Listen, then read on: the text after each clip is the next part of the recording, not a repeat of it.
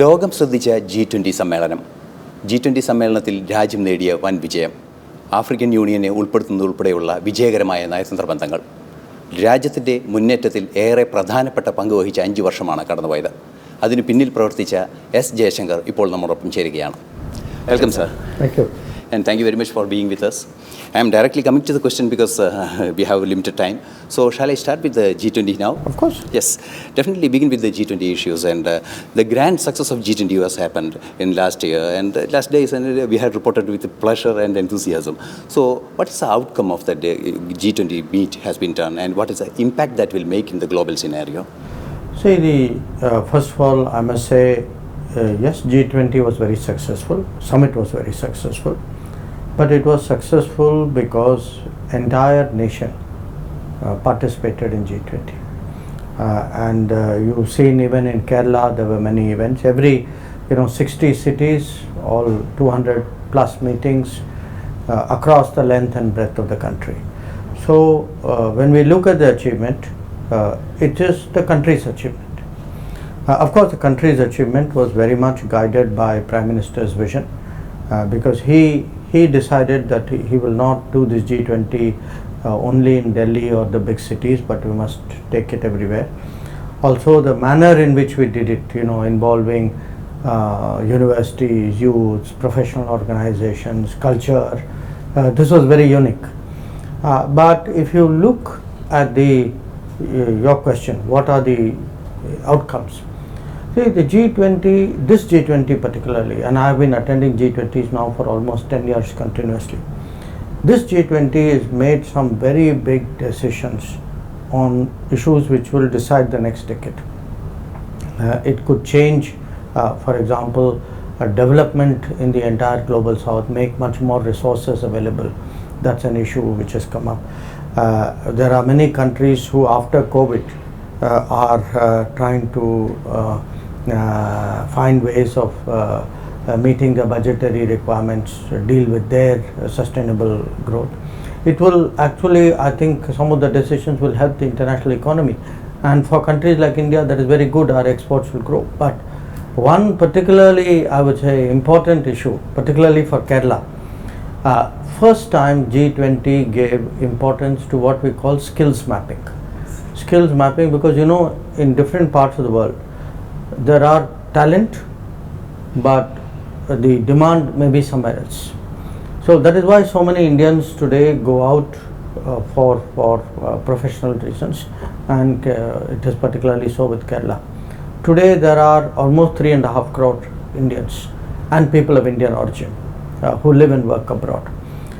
What G20 will do is to facilitate mobility. It will create an understanding in the world, where is the talent, where is the demand, and then try to find of it.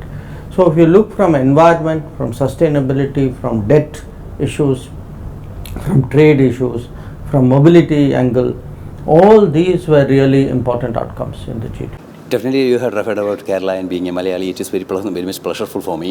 And what are the benefits that you? Two things I have to ask on that regard, because from the G20 itself, there is a lot of changes will happen, and it will benefit to the Kerala.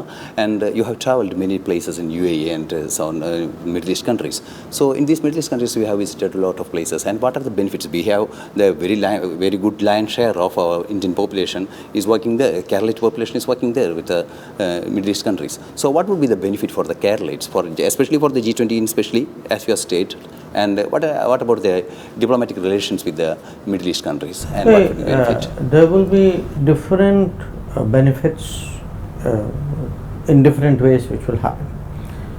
Let's take Kerala, let us take benefit within the country. See what has happened because of G20. Almost 100,000 foreigners came to India. In a way, you can say these are among the most influential people in the world. So in a time of social media, if the influencers are influenced, so just think somebody from Italy, somebody from Argentina, somebody from Mexico, or somebody from Japan, they may have come to Kerala for the first time because G20 brought them there. They will now go back They will now tell people, look, there is this beautiful place, we had a great time here, Indians are very nice people. So what we expect very confidently is that you will see a lot of tourism benefits from G20, and it has helped us also, because we have all improved our infrastructure, our facilities also. That's one part of it. The second part, which you have referred to, Middle East, West Asia. See, no government really in our history has put as much effort into the Middle East as the Modi government has done. Prime Minister himself, I mean, if you look, today we are talking about how close we are to UAE. But from the time of Indira Gandhi till the time of Narendra Modi, no Prime Minister of India went to UAE. We thought of the Middle East and Gulf really as places where okay, some people can go for work, we get oil from there, there's some amount of trade. But today, this kind of closeness that we have today, and you see, that closeness really helps, because during COVID, when everything was shut down, I still, as foreign minister, one place I kept going was Gulf. I went to every one of the Gulf countries, and through that period, Prime Minister also always kept speaking to the rulers of the Gulf, saying, look, we have very good relations, please take care of our population. So if you saw during the Gulf, they lot of the Gulf countries helped with vaccination. They made sure that the employers did not send back everybody. Yes, some people had to come back, I know that, but they went out of the way really to look after our community, and that's a reflection of good relations. This time what has happened is, because we are talking mobility, because we are talking economic collaboration, technology collaboration, all that is opportunity. But one very big event which has happened on the sidelines of G20 is something called the India, Middle East, Europe Economic Corridor, IMEC. So what it will do is, from India, from the western coast of India, it will create a kind of an entry point into the Gulf, UAE, maybe Oman. Then through Saudi Arabia, goods will go to Europe. This used to be done hundreds of years ago. But what this will do is, it will mean more work opportunity, more project, more business, more trading. So it will have big opportunities for India, and I think when it comes to opportunities for India, people in Kerala are always in the forefront of taking advantage of that. So I think it's very good news for Kerala. Okay, thank you very much for that good news, and especially as a Keralite. And definitely I have to discuss a lot of things regarding that energy safety and biofuel alliance has been done, and something new fuel concept and new developmental activities, especially on the concentration of the global warming related issues and such kind of issues. We have faced a lot of problem of this climate change. Kerala has faced a lot of problems in that regard. So what is the importance of this biofuel alliance and such kind of new generation fuel alliance in G20? See, there were two notable developments in the G20. One, as you rightly say, is the biofuel alliance, because Modi government has been pushing for a stronger blending of biofuels, especially ethanol with fuel. It is much more environment friendly. It also helps the farmer. So idea is, all the countries which are doing something similar will come together. Now we have some experience of this, because you remember some years ago we started this International Solar Alliance. So this was Prime Minister Modi's idea. He spoke about it in the Paris COP summit. And then the idea has caught on. Today more than 100 countries are member of International Solar Alliance, and it has helped really to propagate solar energy. Similarly, we hope that by creating a global biofuel alliance, the biofuels will also grow. But other than that, see, there is a bigger issue when it comes to environment, and states, Kerala is very much a coastal state, those nearer the sea will feel this. I mean, there's no question big climate events are happening. I mean, if you look what do we normally read? Oh, this is hottest summer, coldest winter, rainiest monsoon. So weather is getting more extreme and nobody can deny it. So it's very important today to do something. But the problem is the developed countries, they only say yes, we must do, but where are the resources? Because they don't deliver the resources. So what G20 has done this time is, we are speaking about a Green Development Pact, and there is a much stronger commitment today to give resources for sustainability and for development. Also for areas like education and nutrition and health, etc. So I think what you say, finally you need two things to make progress. Okay, you need resources, but you need that spirit. What has happened in last few years is, see, the world has been very, I would say, very negative, because COVID happened, we were all depressed. After that Ukraine war happened. Now this G20 has turned things around. Today people feel, okay, it's possible for countries to come together, let us try and do something about it. So I would say it will change the mood to some degree of how world politics is functioning.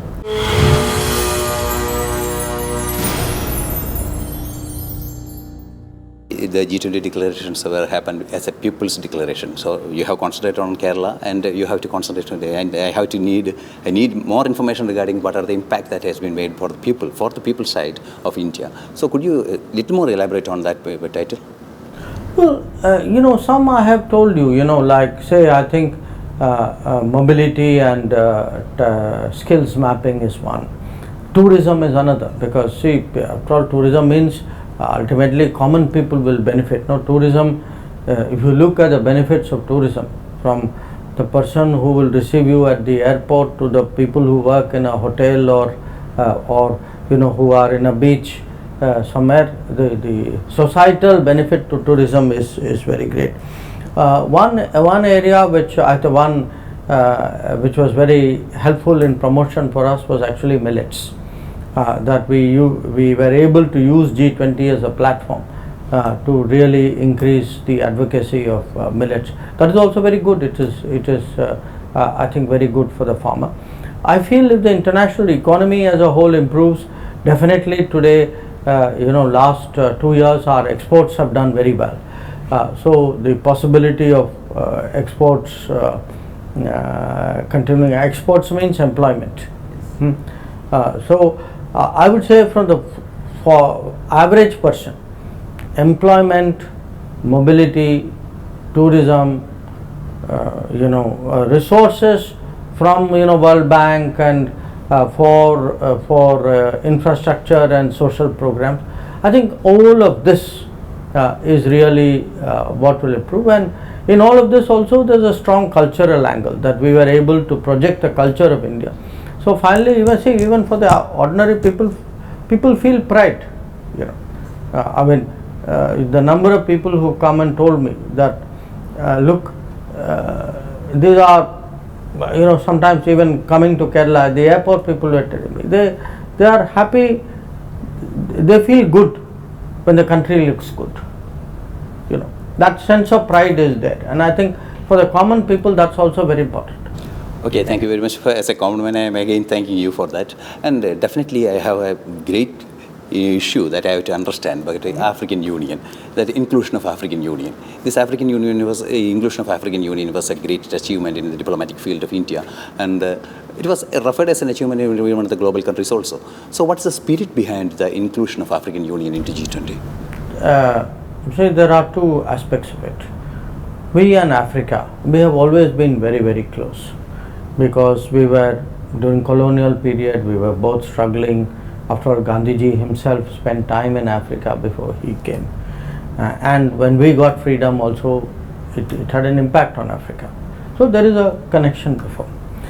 The second is that, today, especially in the last 10 years, we practice what we call inclusive, all our policies are inclusive. That focus, what is the focus of our policy? I will describe to you in single sentence.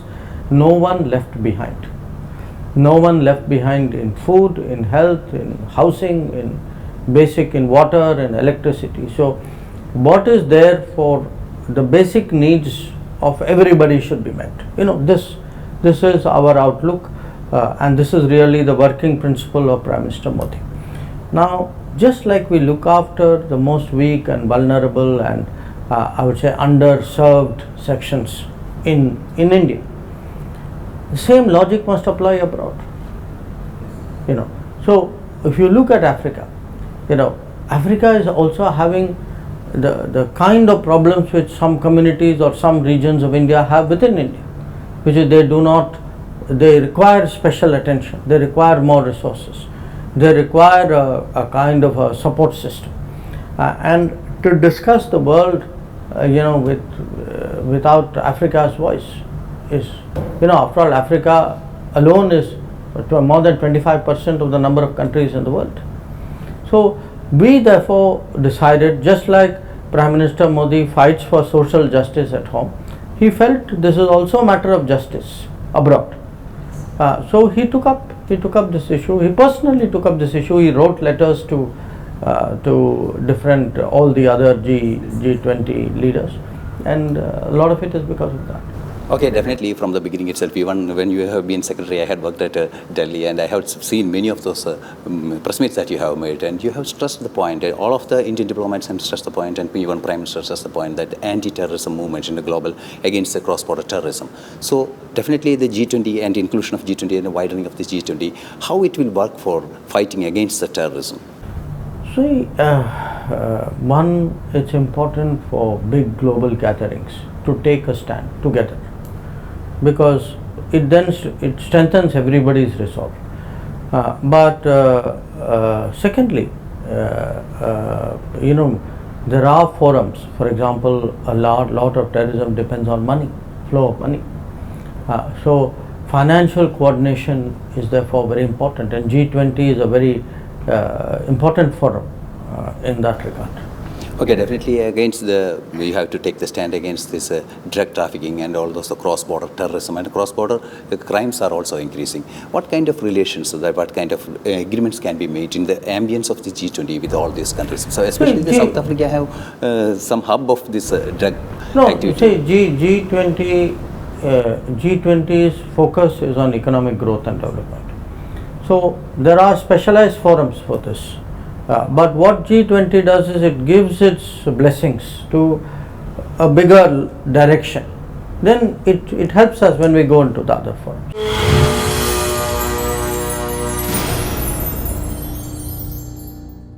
G20 is the point of most thrust I have to give, and G20 have achieved a lot of things in the special forums like this, and Bretton Woods institutions were engaged, and the World Bank engaged, and other Bretton Woods institutions were engaged. What kind of support those Wood institutions can give to the added countries and the remaining countries of the G20? Oh, I think they're absolutely critical. I mean, today, if you look at in fact, a very large part of the G20 declaration is about reforming international financial institutions, especially multilateral development banks. So, we have to understand today, not all of the developing world is like India. See, we have been able to fight COVID. We have been able to recover the economy. We today feel okay, we have that confidence to go forward. But a lot of other countries don't have it. They were not able to do it so successfully. So today they need support, and that kind of support, institutions like World Bank, only they can give that kind of support. So their role has gone up, it's not come down. Okay, definitely. Again, I have a lot of things I have to discuss with this G20. Well, on the sidelines of G20, a lot of diplomatic activities were happened, while bilateral relations and other discussions were happened. What is the most important discussions were made on that regard? See, what happens in these occasions is there is a collective meeting. But if you have come all the way, say, to India, everybody wants today to also sit with India, because after all today we are the 5th largest economy, we will be 3rd largest soon, Our voice carries weight. Prime Minister himself is known for his leadership, for his ideas. So every leader who comes wants to spend time. So when you think, say, public thinks of G20 like, okay, there's a conference, then it's over, everybody went home. In reality, it is not like that. Everybody, people come early, people stay late, then everybody says, no, but I want 1 hour meeting time with the Prime Minister. So a lot of other things get done. I would say we pretty much, Prime Minister met most of the people who were here. And a lot of these relationships, for example, the US relationship, the French relationship, the British, they do occasion to say, okay, where are we, what needs to be done, what should we be taking forward. A lot of it is in economy, in technology, on visas, on movement of people, on politics, on security, on defense. These are the issues which typically get discussed. Okay, definitely I'm going back to the UN issues, that UN Security Council, our permanent membership, demand for the permanent membership is still on. And is there any development and on which time we can achieve that goal, the permanent membership in UN? No, that's hard to say. It's a very difficult issue, but I do want to point one thing. At the BRICS, we did make progress, that the BRICS countries for the first time agreed that Security Council memberships should be reformed. So getting that in principle agreement, I think, was also a step forward, and we'll have to keep working at it. Okay, what kind of reforms, could you say anything around what kind of reforms will happen if 5 members are there? No, see, we will have proposals. It has to be negotiated. So idea is that there should be expansion in both the permanent and the non-permanent categories. And then there's a larger issue of working of the UN. But it's not like India has a plan and everybody has to sign. There has to be a negotiation among all the countries. What's the progress of that negotiation? Till now the progress has been very slow. We hope that will grow. Okay, thank you very much for spending your time with me. Thank you very much, sir. Take care. Okay. ഏറെ പ്രതീക്ഷകളാണ് വിദേശകാര്യമന്ത്രിയുമായി സംസാരിക്കുമ്പോൾ നമുക്കുണ്ടാകുന്നത്. തീർച്ചയായും രാജ്യത്തിൻ്റെയും പ്രത്യേകിച്ച് കേരളത്തിൻ്റെയും വികസനത്തിന് അദ്ദേഹത്തിൻ്റെ ഇടപെടൽ വളരെയധികം ഗുണം ചെയ്യുന്നുവെന്നാണ് മനസ്സിലാക്കാൻ സാധിക്കുന്നത്. തീർച്ചയായും പ്രേക്ഷകരുടെ ഭാഗത്തു നിന്നും അദ്ദേഹത്തിന് നന്ദി അറിയിക്കുന്നു. നമസ്കാരം.